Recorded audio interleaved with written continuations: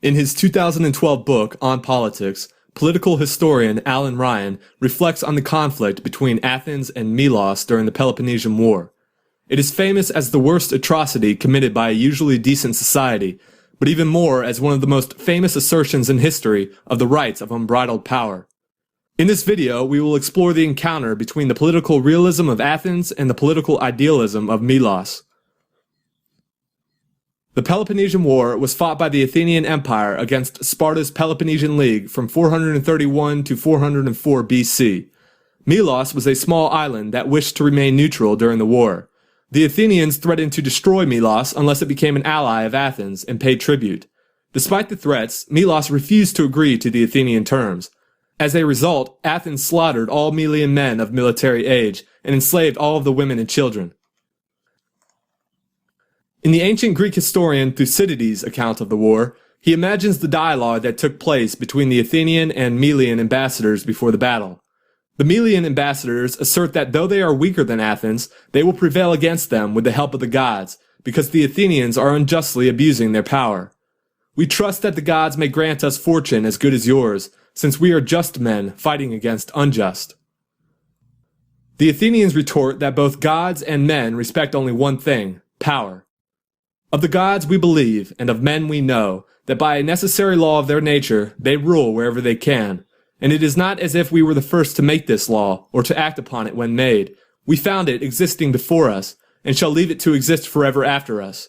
All we do is to make use of it, knowing that you and everybody else, having the same power as we have, would do the same as we do.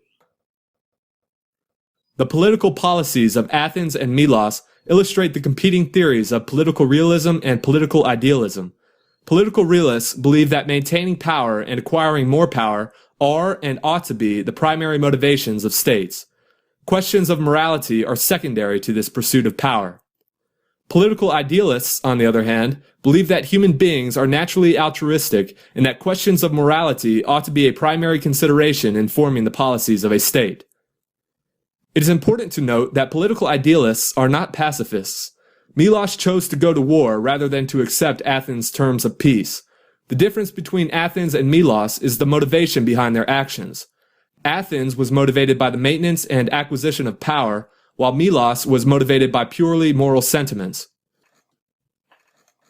Ultimately, the victory of realism over idealism, or vice versa, is dependent upon the military strength of the states that embrace each theory.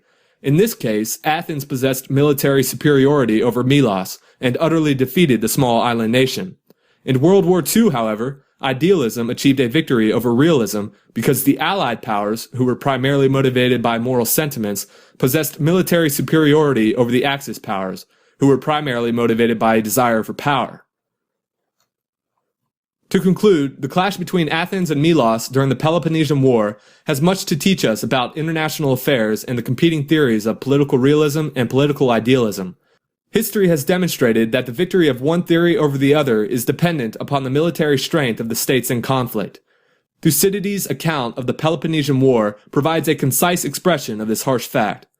The strong do what they can, and the weak suffer what they must. I hope that you enjoyed watching this video. Please like, comment, and subscribe. Farewell.